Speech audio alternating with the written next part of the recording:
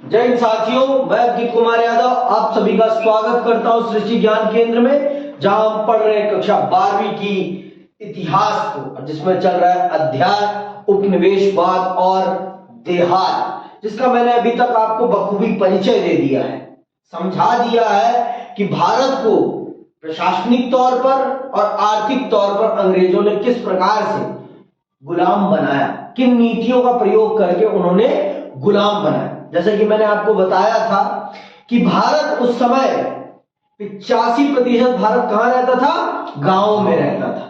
तो अगर अंग्रेज सरकार को भारत पर, भारत के प्रशासन पर, भारत की अर्थव्यवस्था पर नियंत्रण करना था, तो उन्हें किस पर नियंत्रण करना पड़ता?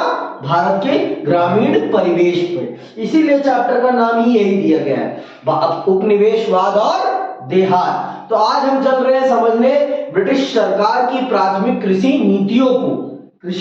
नीतियों को उन्होंने किस प्रकार से भारतीय किसानों को मजबूर किया अपनी फैक्ट्रियों के लिए उत्पाद बनाने के लिए।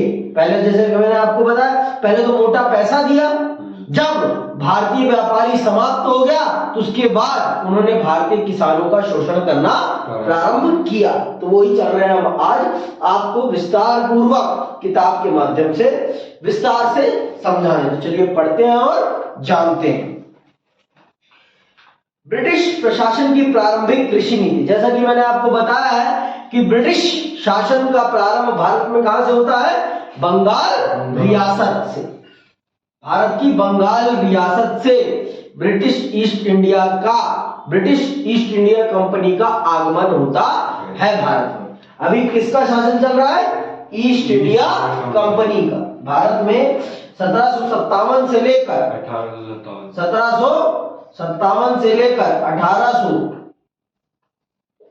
1857 तक किसका शासन है? EIC, ईस्ट इंडिया कंपनी का। ठीक है, इसके बाद ब्रिटिश क्राउन का शासन लाया जाता है भारत में। चलिए पढ़ते हैं और समझते हैं ईस्ट इंडिया कंपनी की प्रारंभिक नीतियों के बारे में कि उन्होंने कृषि नीतियां किस प्रकार की बनाई। बंगाल और वहां के जमींदार। जैसा कि मैंने आपको पहले ही बताया है कि भारत के किसानों पर राजा का कभी नियंत्रण नहीं होता था। हमेशा नियंत्रण होता था किसका होता था? जमींदारों का होता था। इससे पहले वाले चैप्टर में आपने समझा कि राजा का कनेक्शन नहीं है जमींदारों से, किसानों से, सॉरी, राजा का कनेक्शन नहीं है किसानों से। किसानों का से कनेक्शन किसका है? आपके जमींदार का। जमींदार सारी चीजें नियंत्रित करता है राजा के बिहाफ पर, किसानों के बीच में। तो अंग्रेजों को भी अगर भारत प्रशासन करना था तो जमींदारों को अपने पक्ष में लेना उनके लिए बहुत जरूरी था। बिना जमींदारों के पक्ष में आए British east India company Bharat पर शासन नहीं कर सकती थी। ईस्ट इंडिया कंपनी भारत पर शासन नहीं कर सकती थी, तो और किसानों पर भी नियंत्रण नहीं कर सकती थी। बिना किसके? बिना जमींदारों के माध्यम से। तो कैसे ईस्ट इंडिया कंपनी जमींदारों को अपने पक्ष में लेती है, उसी की हम चल रहे हैं कहानी सुनने। जैसा कि पहले उल्लेख किया जा चुका है, ब्रिटिश उपनिवेशवाद की स्थापना के समय भारत एक कृषि प्रधान देश था। कृषि देश की अर्थव्यवस्था का प्रमुख आधार थी और कुल राष्ट्रीय आय का 60% से भी अधिक भू राजस्व से प्राप्ति होता था। 1765 ईस्वी में बंगाल, बिहार और उड़ीसा की दीवानी प्राप्त हो जाने पर ब्रिटिश ईस्ट इंडिया कंपनी ने भू राजस्व वसूली की पुरानी पद्धति का अनुसरण करते हुए भू राजस्व वसूली कार्य देसी अमलों के पास ही रहने दिया। तो जैसा कि मैंने आपको पहले बता दिया है कि भारत एक कृषि प्रधान देश था, तो भारत के सरकार की कमाई का मूल आधार क्या था? भू राजस्व। क्या था? भू राजस्व, लैंड टैक्स। लैंड टैक्स से ही सरकार कमाई करती थी। लैंड टैक्स ही उनकी कमाई का मूल साधन होता था। सरकार की मूल कमाई का साधन क्या था? Land tax. लैंड टैक्स से ही सरकार कमाई करती थी। तो ईस्ट इंडिया कंपनी को जब जब बंगाल रियासत उनके नियंत्रण में आती तो उस समय बंगाल रियासत में कौन कौन सा क्षेत्र आता था? आपका बिहार आता था, बिहार माने झारखंड भी आता, बिहार, झारखंड, बंगाल, ये था बंगाल उस टाइम का, पहले बता दिया आपको, और आपका उड़ीसा, ये इतना बड़ा क्षेत्रफल आता था आपकी बंगाल रियासत के अंदर। समझ में आ गई बात? ये बंगाल रियासत के अंदर आता था। तो जब उनको ये मिला तो उन्होंने टैक्स का जो सिस्टम था उसका क्या किया? उन्होंने उसका रिव्यू कराया, क्या ये सही सिस्टम है या गलत सिस्टम है, इसके थ्रू क्या हमें टैक्स मिल पाएगा या नहीं मिल पाएगा।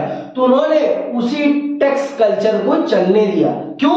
क्योंकि जो लोग टैक्स कलेक्ट कर रहे थे उनकी उस पर क्या थी? मोनोपोली थी, एकाधिकार था। अगर वो उनसे उनके अधिकार छीनने की कोशिश करते तो अंग्रेज सरकार उखड़ जाती, ईस्ट इंडिया कंपनी का शासन उखड़ जाता। इसीलिए अंग्रेज सरकार ने जमींदारी प्रथा में कोई परिवर्तन नहीं किया, जमींदारी व्यवस्था में कोई परिवर्तन नहीं किया, क्योंकि अगर वो परिवर्तन करने का प्रयास करते और सारे जमींदार किसानों को भड़का देते तो फिर क्या होता? ईस्ट इंडिया कंपनी को अपना बुरिया बिस्तर बांधकर देश से निकाला करना पड़ जाता। तो अब आप देख लो भारत को किसने गुलाम बनाया है। अब आप खुद निर्धारित करो कि भारत को गुलाम किसने बनाया है। भारत के उन लालची जमींदारों ने भारत को गुलाम बनाया है। तो जैसा आपने को मैं बता दिया, जैसे मैंने कि भारत को गुलाम किसी और ने नहीं, भारत को गुलाम अंग्रेजों के द्वारा किसी और ने नहीं करवाया। किसने? भारत के जमींदारों ने, उन भारत के लालची जमींदारों ने, जिन्हें सिर्फ अपने पैसे से मतलब था, किसी और चीज से मतलब नहीं था। तो आप सब जैसे जानते हैं कि एक सरकार का मूल उद्देश्य क्या होता है? जनता की भलाई करना, जनता से कर प्राप्त करके।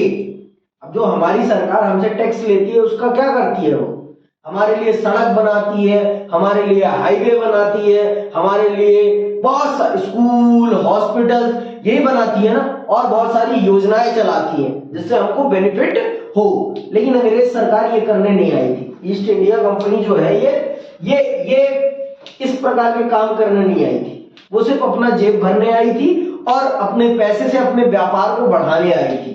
उसका कोई उद्देश्य नहीं था भारत को विकसित बनाना, भारत के लोगों की समस्याओं को समाप्त करना, उनका कोई उद्देश्य नहीं था। उनका मूल उद्देश्य था क्या? लाभ, ज्यादा से ज्यादा लाभ अर्जित करना। जब उन्होंने इस पूरे एरिया को जीत लिया तो उन्होंने क्या कराया? उन्होंने एक सर्वे कराया कि क्या टैक्स कलेक्शन का क्या तरीका है।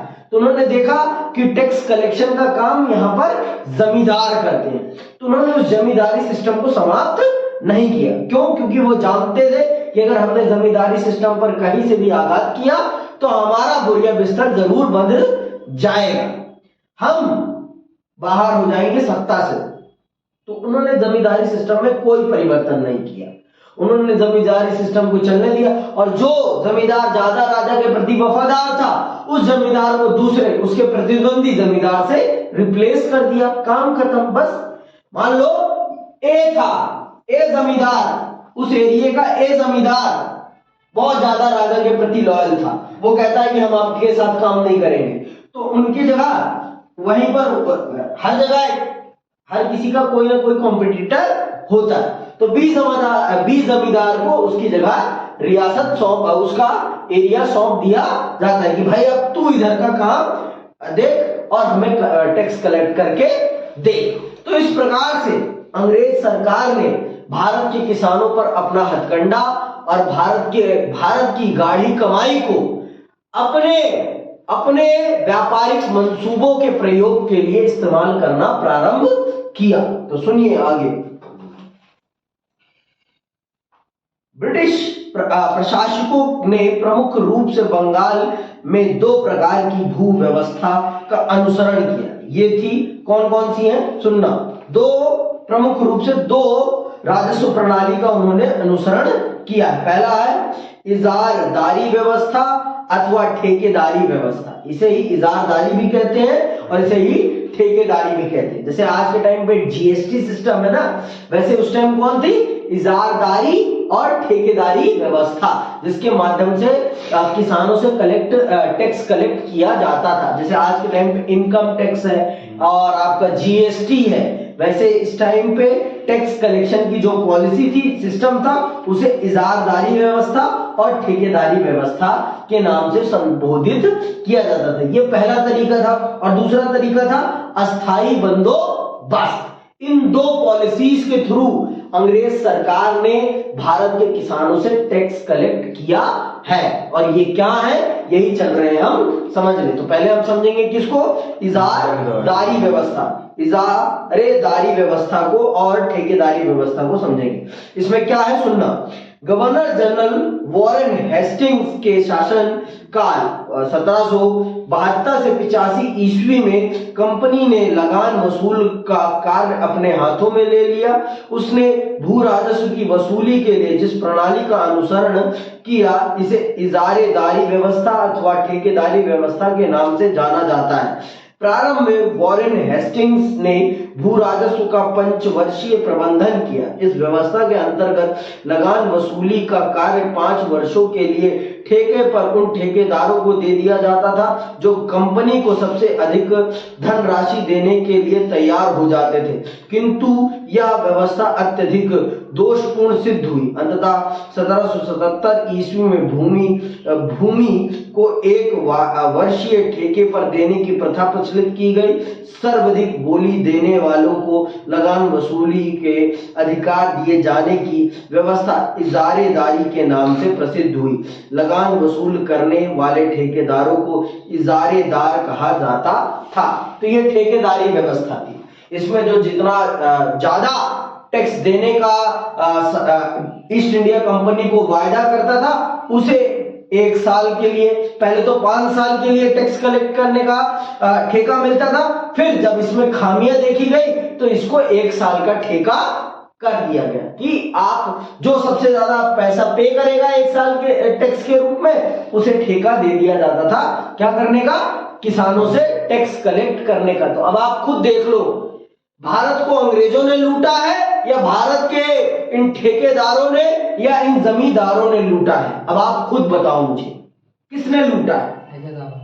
भारत के उन चापलूस ठेकेदारों ने, भारत के उन लालची ठेकेदारों ने जिन्होंने अपने पैसे अपनी कमाई के लिए मां भारती के किसानों के खून चूसे, मां भारती के किसानों के खून चूसे और अंग्रेजों की पेटियां भरी और अपनी भी पेटियां भरी।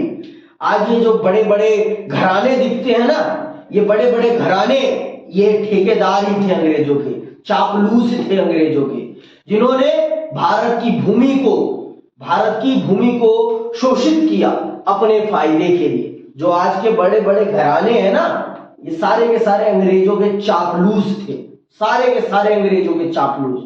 और इन्होंने ही अंग्रेजों की मदद की थी भारत को गुलाम बनाने में, अपनी कमाई के लिए। समझ में आई बात? अपनी कमाई इन्होंने कभी नहीं जाने दी, अपनी कमाई में इन्होंने किसी भी प्रकार से कभी सेंध नहीं लगने दी। समझ में आई बात? तो आगे सुनो। तो आपने समझ लिया पहली वाली बात, इजारेदारी व्यवस्था, जिसमें क्या था, ठेका दे दिया जाता था। पहले तो 5 साल के लिए ठेका दिया जाता था टैक्स कलेक्शन का। फिर उसमें जब समस्या देखी गई तो कितने साल का, 1 साल के लिए। ठेकादारी समझते हो ना कि क्या होती है, कि जो जब सबसे ज्यादा बोली लगाता था उसको ठेका सौंप दिया जाता था। जैसे आज के टाइम भी टेंडर जैसे निकलते हैं, तो टेंडर में जो सबसे ज्यादा बोली लगाता है उसी को टेंडर दिया जाता है। तो सेम टेंडर वाली व्यवस्था थी। उस टेंडर निकलता था और टेंडर में जो जमींदार सबसे महंगी बोली लगाता था, उस जमींदार को टैक्स कलेक्शन का, उस एरिया के टैक्स कलेक्शन का अधिकार दे दिया जाता था। पहले तो कितने सालों के लिए, 5 साल के लिए। फिर उसमें जब कमी देखी गई तो वो कितने साल का हो गई, 1 साल। अब आते हैं दूसरी टैक्स पॉलिसी पर। उस टैक्स पॉलिसी को क्या कहते हैं, अस्थाई बंदोबस्त। क्या कहते हैं, स्थायी बंदोबस्त। चलिए समझते हैं क्या है स्थायी बंदोबस्त। गवर्नर जनरल लॉर्ड कॉर्नवालिस ने, लॉर्ड कॉर्नवालिस, इसका नाम याद रखना, ठीक है, ये 1 नंबर के प्रश्न में आता है कि अस्थायी बंदोबस्त किस गवर्नर जनरल के शासनकाल में लगाया गया। तो उसका नाम क्या है? Lord Cornwallis. लॉर्ड कॉर्नवालिस, ठीक है। और ये कब से कब?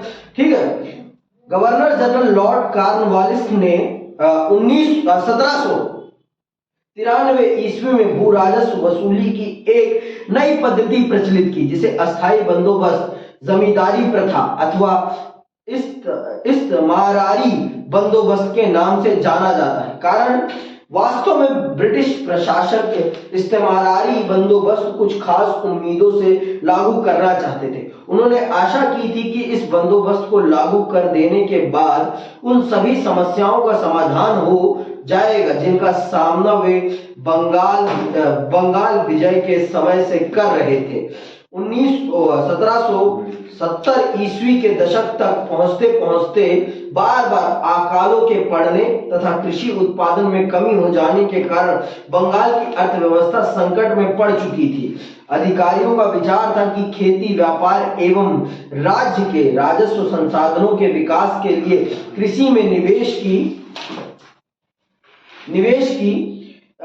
निवेश को प्रोत्साहित करना नितांत आवश्यक था। इस उद्देश्य की पूर्ति संपत्ति अधिकारों को प्रदान करके तथा राजस्व की मांग को अस्थायी रूप से निर्धारित करके ही की जा सकती थी। मतलब उन्होंने सोचा था कि इस बंदोबस्त को अगर हम लागू कर देंगे तो हमारा मोटा मुनाफा होगा।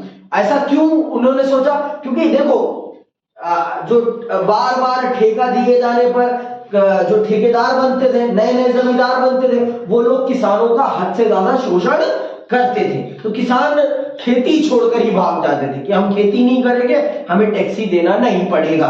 तो इस चीज को जब देखा तो इससे ईस्ट इंडिया कंपनी को बहुत ज्यादा रेवेन्यू लॉस हो रहा था। जब भाई किसान खेती नहीं करेगा तो वो टैक्स क्यों पे करेगा? समझ में आई बात? तो जब जब किसानों ने खेती छोड़ना स्टार्ट कर दी तो अंग्रेजों ने पुरानी टैक्स पॉलिसी को बंद करा और नई टैक्स पॉलिसी इजाद की, जिसे अस्थाई बंदोबस्त उन्होंने नाम दिया। और इस अस्थाई बंदोबस्त में उन्होंने क्या किया? उन्होंने एक लंबे समय के लिए एक टैक्स का क्या कर दिया?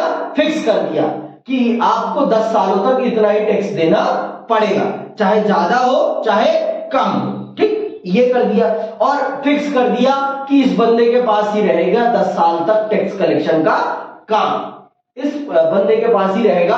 तो ये बंदा जब इसके पास रहेगा तो ये भी चाहेगा कि इसको ज्यादा टैक्स मिले, तो ये क्या करेगा? इन्वेस्ट करेगा किसानी में। ये भी किसानों की भूमि में सिंचाई व्यवस्था बनवाने में और भी चीजों अच्छी चीजें, मतलब किसानी की सुविधा को बढ़ाने में ये किसानों की मदद करेगा। अंग्रेजों ने ये सोचा, समझ में आएगा? अंग्रेजों ने ये सोचा और इसीलिए ये व्यवस्था वो लेकर आए, जिससे कि अस्थायित्व मिलेगा, किसानों को अस्थायित्व मिलेगा और किसानों का विकास होगा और हमारा भी रेवेन्यू बढ़ेगा। बात समझ में आई कि नहीं आई?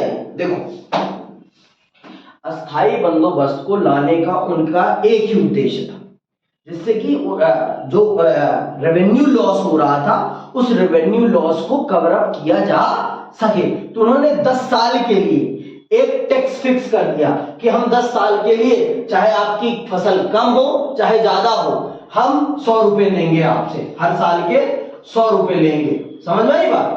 100 रुपए 10 साल तक हम 100 रुपए लेंगे, चाहे आप 5 रुपए कमाओ चाहे आप 1000 रुपए कमाओ, हम सिर्फ आपसे 100 रुपए लेंगे। और इस 100 रुपए को कलेक्ट करने का जिम्मा किसका था? जमींदार। अब जमींदार भाई जब 10 साल तक इसके पास जमींदारी रहेगी तो मतलब है खेतों का मालिक ही है 10 साल तक, तो ये भी क्या करेगा? कोशिश कि इसको 100 रुपए से ज्यादा टैक्स मिले। ये भी तो भाई कमाएगा ना भाई, तो ये कोशिश क्या करेगा कि इसको 100 रुपए से ज्यादा टैक्स मिले। तो ये क्या करेगा? ये किसानों की और जमीनों के बेटरमेंट के लिए इन्वेस्टमेंट करेगा। लेकिन ऐसा होता कुछ नहीं, अंग्रेज जैसा सोचते हैं ना वैसा होता कुछ नहीं। ये जो जमींदार होते हैं ये कुछ नहीं करते, ये अपनी अय्याशी में ही डूबे रहते हैं दबा के फुल। अभी सुनना क्या होता है, आगे सुनो तो पता चलेगा।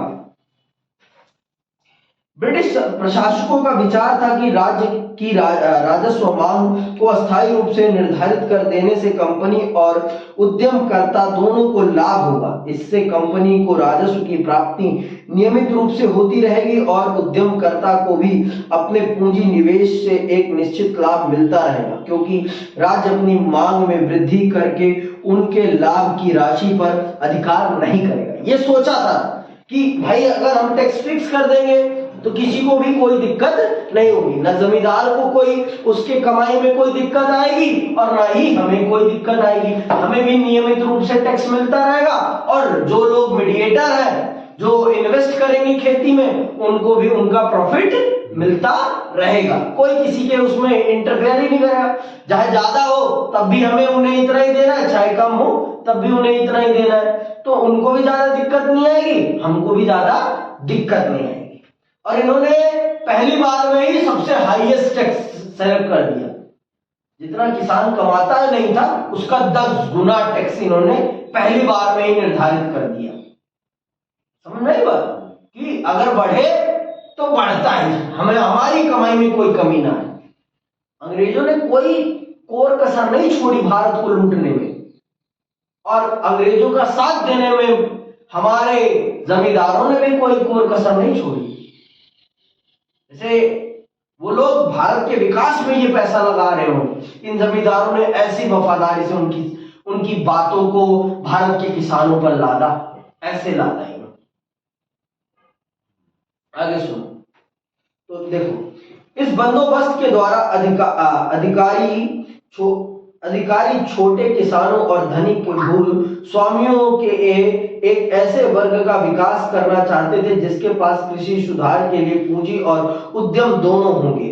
ब्रिटिश प्रशासकों को आशा थी कि उनके संरक्षण एवं प्रोत्साहन के कारण कंपनी के प्रति इस वर्ग की स्वामी भक्ति सुनिश्चित बनी रहेगी। ये जो सोचते हैं वैसा कुछ भी नहीं होता। पहली बात तो भाई, पहली बार में ही आपने 100 रुपए सेट कर दिए और हम कमाते हैं सिर्फ 10 रुपए।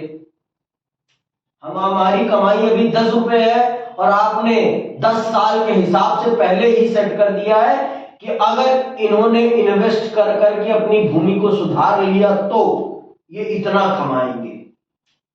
आपने पहले बार में ही 10वें साल की कल्पना करके सोच लिया है, अपनी अपने दिमाग के अनुसार। समझ में बात?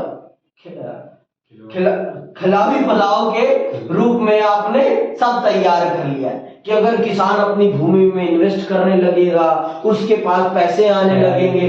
ख्याली पुलाव के रूप में आपने खूब पका लिया है?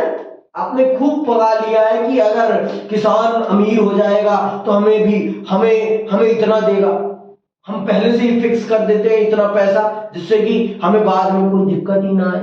तो इन्होंने इतना फिक्स कर लिया पहली बार। तो देखो क्या विशेषताएं थी आपके अस्थाई बंदोबस्त की, किस लिए लागू किया गया, कारण क्या थे लागू करने की, ये आपने समझ लिया। अब आप विशेषताएं समझिए अस्थाई बंदोबस्त की क्या थी। सुनिए, अस्थाई बंदोबस्त बंगाल के राजाओं एवं तालुकदारों के साथ किया गया। इसके द्वारा उन्हें भूमि का स्वामी बना दिया। जैसे कि मैंने आपको बता दिया, भूमि का स्वामी किसान नहीं था, भूमि का स्वामी किसे बनाया गया था? राजाओं को और तालुकदारों को, अर्थात जमींदारों को स्वामी बनाया गया था और उन्हें 10 साल की जमींदारी दे दी गई थी। ये थी, सुनना आगे, के साथ किया गया। इसके द्वारा उन्हें भूमि का स्वामी बना दिया गया और भूमि पर उनका पैतृक अधिकार स्वीकार कर लिया गया। जमीन द्वारा सरकार को दिया जाने वाला वार्षिक लगान अस्थायी रूप से निश्चित कर दिया गया। इस प्रकार अब जमींदार ग्राम में भूस्वामी नहीं अपितु राजस्व संग्राहक मात्र था। उन्हें आदेश दिया गया कि किसानों से लगान रूप में वसूल की गई धनराशि का केवल 1/11 भाग अपने पास रखें और 10/11 भाग सरकार को दें। समझ में आई बात? जमींदार भूमि को बेच सकते थे अथवा गिरवी रख सकते थे। जमींदार द्वारा लगान की निर्धारित धनराशि का भुगतान न किए जाने पर सरकार उनकी भूमि का कुछ भाग बेचकर लगान की वसूली कर सकती थी। अगर जमींदार टैक्स देने में असमर्थ रहता है तो उसकी जो जमींदारी की भूमि होगी उसे दूसरे जमींदार को बेचकर टैक्स की भरपाई की जा सकती है। मान लो आप दोनों जमींदार हैं और आप मान लो जतिन टैक्स देने में सक्षम नहीं होते इस बार, तो मैं इनकी आधी जमींदारी आपको बेच दूंगा, जमीन आपको बेच दूंगा और आप वो पैसे दे दोगे, तो इससे क्या होगा, इनकी जमीन कम हो जाएगी ना, इससे इनकी क्या हो जाएगी, जमीन कम हो जाएगी, तो इनकी कमाई में भी क्या आ जाएगी, कमी आ जाएगी। तो ये भी नहीं चाहेंगे कि मेरी जमींदारी में कमी आए, मेरी जमीन मुझसे छीनी जाए, समझ नहीं बात। तो ये भी कोशिश करेंगे कि ये सोचा था अंग्रेज सरकार ने कि अगर मैं ऐसा करूंगा तो ऐसा होगा। उन्होंने इसके ड्रॉबैक सोचे नहीं, इसकी कमियां सोची नहीं, सिर्फ इसकी लाभ सोचे उन्होंने। जो लाभ सोचता है ना वो आगे नहीं बढ़ पाता, जो दोनों सोचता है वो आगे बढ़ पाता है।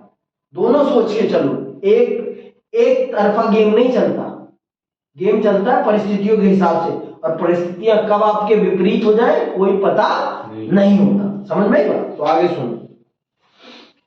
इस प्रकार अस्थायी बंदोबस्त के अंतर्गत सरकार का किसानों से कोई प्रत्यक्ष संबंध ना रहा, समझ में, सरकार का कोई प्रत्यक्ष संबंध नहीं था किसानों के साथ। किसानों से संबंध था तो किसका था, जमींदारों का, और जमींदार भी गांव में नहीं रहते थे, वो भी जब ये सिस्टम लागू हो गया तो वो भी अब शहरों में रहने लगे थे, बड़े बड़े बंगलों में, कोठियों में रहने लगे थे।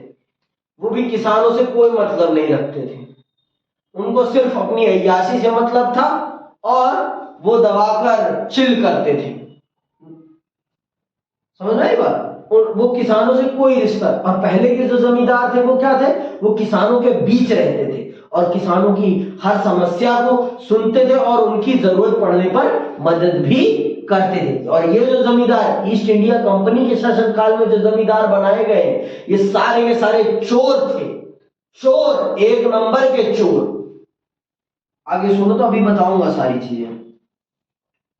सरकार ने जमींदारों तथा किसानों के पारस्परिक मामलों में किसी प्रकार का हस्तक्षेप न करने का आश्वासन दिया। जमींदारों के पास अनेक और कभी कभी तो 400 तक ग्राम होते थे, 400 गांवों के वो मालिक होते थे। कौन, आपके जमींदार। एक जमींदार के अंदर आने वाले सभी ग्रामों को मिलाकर एक राजस्व संपदा का निर्माण होता था। कंपनी समस्त संपदा पर कुल मांग का निर्धारण करती थी। तत्पश्चात जमींदार भिन्न भिन्न ग्रामों के लिए जाने वाले राजस्व की मात्रा का निर्धारण करता था। अस्थायी बंदोबस्त के लाभ सुन लो। अस्थायी बंदोबस्त के लाभ क्या है? अस्थायी बंदोबस्त एक सुनिश्चित एवं विवेकपूर्ण योजना का परिणाम था। निसंदेह ही इस व्यवस्था में अनेक महत्वपूर्ण लाभ हुए। अस्थायी बंदोबस्त से सरकार को प्रति वर्ष लगान निश्चित करने के झंझटों से छुटकारा मिल गया। बार बार बंदोबस्त करने में धन का जो अपव्यय होता था वह बच गया तथा समय की भी बचत हुई। सरकार को तो भाई देखो, सरकार को बार बार जो रिव्यू कराना पड़ता था चीजों का, वो अब कराने की कोई जरूरत नहीं थी। सरकार को अपने एम्प्लॉयज को बार बार गांव में भगाने की कोई जरूरत नहीं थी। मतलब अब अपने ऊपर लोड लेने की सरकार को कोई जरूरत नहीं थी। जैसे आज के टाइम पे सरकार कर रही है, हर चीज को ठेकेदारी कर दे रही है, प्राइवेट कर दे रही है कि आप संभालो, सिर्फ आप हमें पैसे दे देना, सिर्फ आप हमें पैसे दे देना। जैसे हाईवे पे भी, हाईवे को भी कंट्रोल करने के लिए टोल टैक्स लगवा देती है, और जिसको टोल टैक्स का टेंडर मिलता है वो हाईवे को क्लीन ये सब करता है, और टोल टैक्स का आधा पैसा वो सरकार को देता रहता है। तो ये सारी चीजें होती है ना, तो वही सारी चीजें उस टाइम भी थी। ये बंदोबस्त, इस अस्थायी बंदोबस्त में भी यही था कि सरकार निश्चित थी। अब सरकार को अपने अधिकारियों को भगाने की कोई जरूरत नहीं थी, सरकार को कोई रिव्यू कराने की कोई जरूरत नहीं थी। अपने आप उसका काम धंधा चलता रहेगा। समझ में आएगा? आगे सुनो। सरकार की आय निश्चित हो गई। अब सरकार की कमाई फिक्स्ड है कि कितना मिलेगा उसे साल भर में उसे पता है। अब उसे कैलकुलेट करने की बार बार जरूरत नहीं थी, क्योंकि 10 साल के लिए उन्होंने फिक्स कर लिया था ना कि हमें हर साल इतना पैसा मिलेगा। तो उन्होंने फिक्स कर लिया था कि हर जमींदार से हमें इतना पैसा मिलेगा। तो अपनी अपनी उसी प्रकार से वो योजनाएं बनाते थे कि हम क्या क्या करेंगे, क्या क्या करेंगे। आगे सुनो।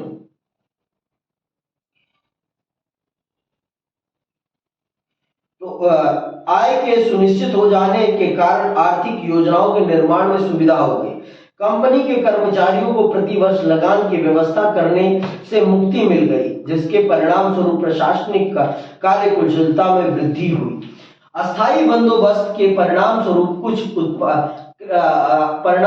कृषि उत्पादन में वृद्धि हुई। जमींदार कृषि में रुचि लेने लगे, क्योंकि उत्पादन में वृद्धि होने पर भी उन्हें सरकार को पूर्व निर्धारित भू राजस्व का ही भुगतान करना था। तो अब जमींदार भी इंटरेस्ट लेने लगे। क्यों? क्योंकि उन्हें पता था कि जो भी एक्स्ट्रा होगा वो सारा का सारा किसका होगा?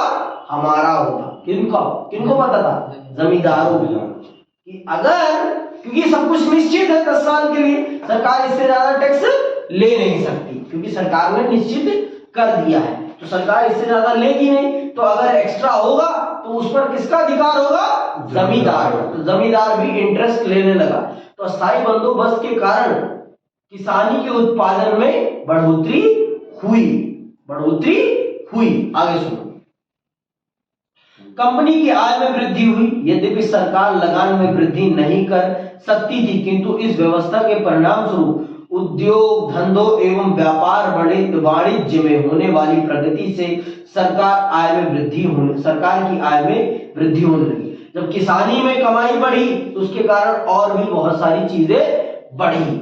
उसी कारण व्यापार बढ़ा, लोगों के बाजार में पैसा आया, तो लोगों ने चीजें खरीदना स्टार्ट की। तो इस तरह से भी अंग्रेज सरकार को मोटा कमाई होने लगी। भाई जब आपके पास पैसा आएगा तो आप भी तो चीजें खरीदोगे ना, आप भी महंगी महंगी चीजें खरीदोगे, महंगी महंगी चीजें पहनोगे, आप रोज कुछ ना कुछ खरीदोगे जब आपके पास पैसा आएगा।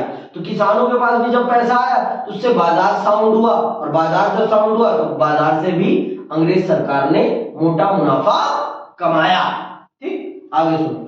अस्थायी बंदोबस्त से बंगाल की संपन्नता में वृद्धि हुई। बंगाल भारत का सर्वाधिक धन संपन्न प्रांत बन गया। तो इस कारण से अस्थायी बंदोबस्त के कारण बंगाल उस समय सबसे ज्यादा धनी प्रांतों में से एक प्रांत बन गया। ठीक, अस्थायी बंदोबस्त के कारण अंग्रेजों को जमींदारों के रूप में ब्रिटिश साम्राज्यवाद के कट्टर समर्थक प्राप्त हो गए।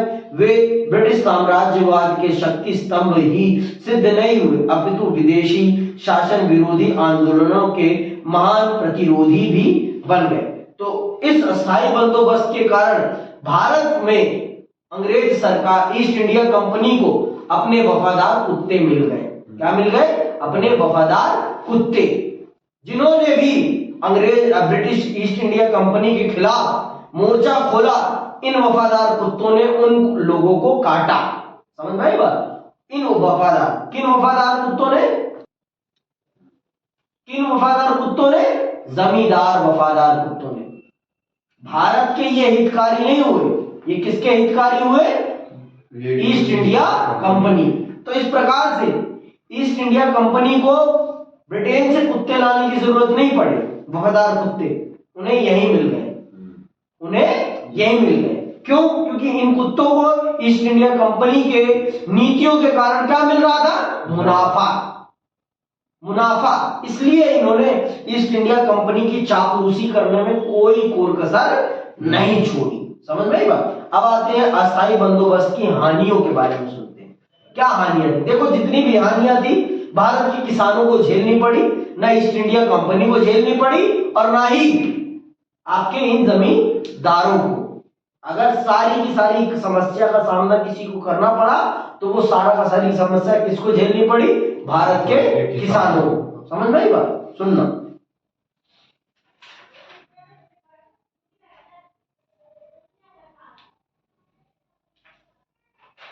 ठीक है।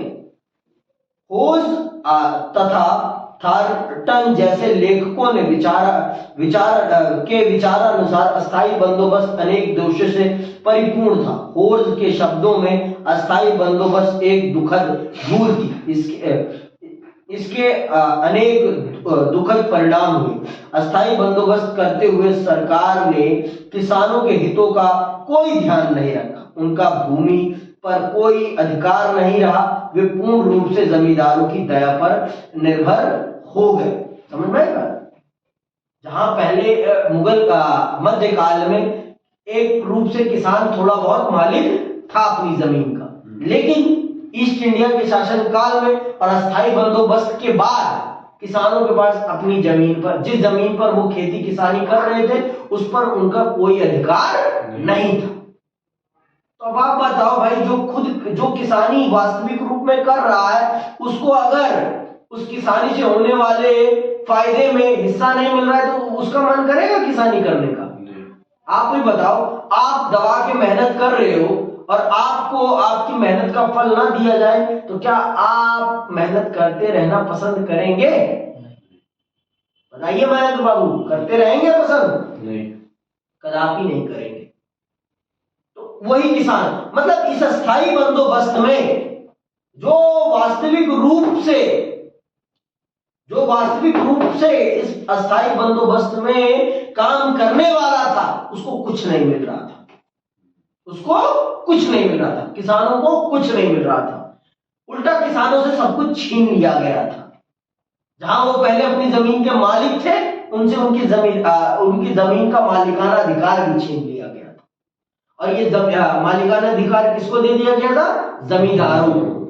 जमींदार चाहे तो जो भूमि बेच ले, जमींदार चाहे जो भूमि खरीद ले। समझ रहे बात? जमींदार ही मालिक थे, कोई और मालिक नहीं था, और सरकार उनकी सुनती नहीं थी। भाई पहली बात तो ईस्ट इंडिया कंपनी भारत के लोगों की सुनने नहीं आई थी। वो किस काम से आई थी? अपने लाभ के लिए। वो अपना लाभ करने आई थी, उसे कोई मतलब नहीं था भारत का किसान मरे या जिए। और भारत को मारने वाले भी कोई, भारत के किसानों को मारने वाला कोई दूसरा नहीं था, भारत के ही वो लालची कुत्ते थे जिन्होंने अंग्रेज सरकार की ईस्ट इंडिया कंपनी के पट्टे अपने गले में बांध लिए थे, और उन्होंने भारत के किसानों को बहुत काटा। समझ में आई बात? आगे सुनो।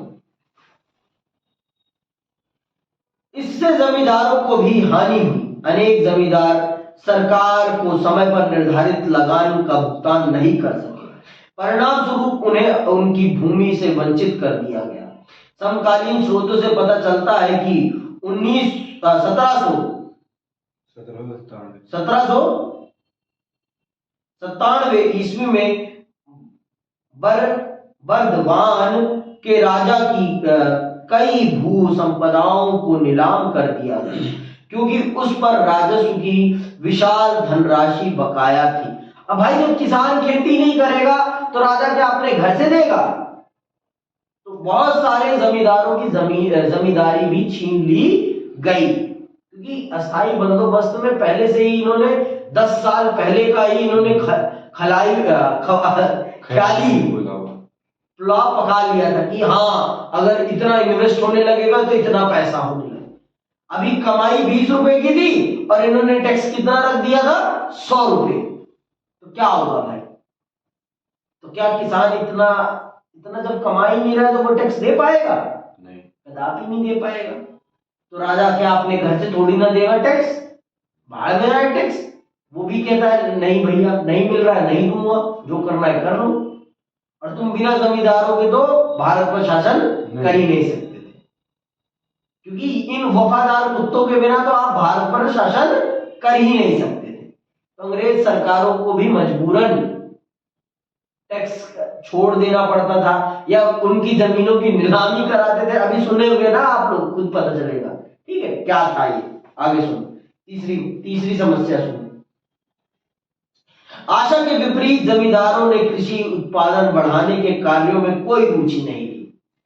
अंग्रेज सरकार ने सोचा था कि अगर हम जमींदारों को मालिकाना अधिकार दे देंगे तो ये किसानी पर इन्वेस्ट करेंगे, निवेश करेंगे, किसानी को बढ़ावा देने के लिए पैसा लगाएंगे। और जमींदारों ने ऐसा कुछ भी नहीं किया। जमींदारों ने जो भी उससे पैसा कमाया, उन सब पैसों को क्या किया उन्होंने? अपनी अय्याशी पर खर्च किया। और राजधानी में घर बनाने पर खर्च किया, कलकत्ता में अपने लिए घर बनाने पर खर्च किया। ठाट बाट में कोई कमी नहीं आनी चाहिए अपनी, चाहे भारत का किसान मरे या जिए, इन जमींदारों को कोई फर्क नहीं पड़ता था। समझ में आई बात? आगे सुनो। अत्यधिक धन संपदा ने उन्हें आलसी तथा विलासी बना दिया। उनमें से अधिकांश अनुपस्थित भूस्वामी बन गए, जो बड़े बड़े नगरों में निवास करते थे तथा जिन्हें किसानों के सुख दुख की कोई परवाह नहीं थी। ये जमींदार गांवों से दूर रहने लगे, नगरों में रहने लगे और सुख सुविधा भरा जीवन जीने लगे। इन किसानों के दुख दर्द से कोई मतलब नहीं था, फुल अपनी ऐश काट रहे थे। ये अभी कहां की बात हो रही है? अभी बंगाल की बात हो रही है। समझ में बात? अभी हम बंगाल की बात कर रहे हैं। ठीक, आगे सुनिए। अस्थायी बंदोबस्त से सरकार को भी हानि हुई। कृषि उत्पादन में वृद्धि होने पर भी सरकार के लगान में कोई वृद्धि नहीं होती थी। जमींदार सरकार को पूर्व निर्धारित राजस्व का ही भुगतान करता था। उत्पादन वृद्धि का समस्त लाभ जमींदार की जेब में पहुंच जाता था। और अगर अस्थायी बंदोबस्त से सरकार को भी हानि हुई।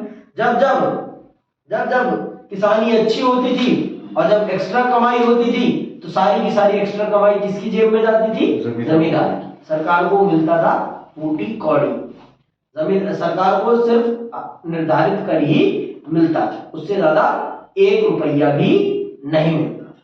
समझ रहे हैं? तो चांदी थी तो किसकी थी? जमींदारों की। इसीलिए जमींदारों ने ईस्ट इंडिया कंपनी का बहुत साथ दिया, बहुत वफादारी से साथ दिया। अब आप जान लो, अब आपको मुझे बताने की जरूरत नहीं है कि ये पैसे वाले जितने लोग होते हैं, इनको अपना पैसा प्यारा होता है, इनको ना धर्म प्यारा होता है और ना ही देश प्यारा होता है। चाहे आप बड़े बड़े नाम देख लो, किंगफिशर के मालिक को देख लो, यार चाहे नीरव मोदी को देख लो, चाहे मेहुल चौकसी को देख लो, है ना, इनको देश प्यारा नहीं है भाई। इनको प्यारा है सिर्फ अपना पैसा। इनको अपना पैसा प्यारा है। इनको जहां लाभ मिलेगा वो वहां मरेंगे, इनको कोई फर्क नहीं पड़ता। अमीर लोगों को देश से कोई फर्क नहीं पड़ता भाई, इनको फर्क पड़ता है सिर्फ अपने पैसे से। समझ रही बात? गरीब जनता को धर्म के नाम पर मराया जाता है और गरीब जनता को ही देश के नाम पर मरवाया जाता है। इन लोगों के बच्चे सेना में नहीं जाते, सेना में किसान का बच्चा जाता है। समझ में आई बात? अब आप समझो, इस चीज को समझो आप। तो तब भी इन अमीर लोगों ने देश को गन्ने की तरह चूसने में कोई कोर कसर नहीं छोड़ी, इन जमींदारों ने खासकर। ठीक है। अस्थायी बंदोबस्त से सामाजिक असमानता की भावना को बढ़ावा दिया। इसने बंगाल में धनी तथा निर्धन लोगों की 2 पृथक पृथक श्रेणियां स्थापित कर दी। इन जमींदारों ने दबा के किसानों को चूसा, उनके पास जितना भी पैसा था सब छीन लिया उनसे। किसके नाम पर? टैक्स के नाम पर। समझ आई बात? आगे सुनो।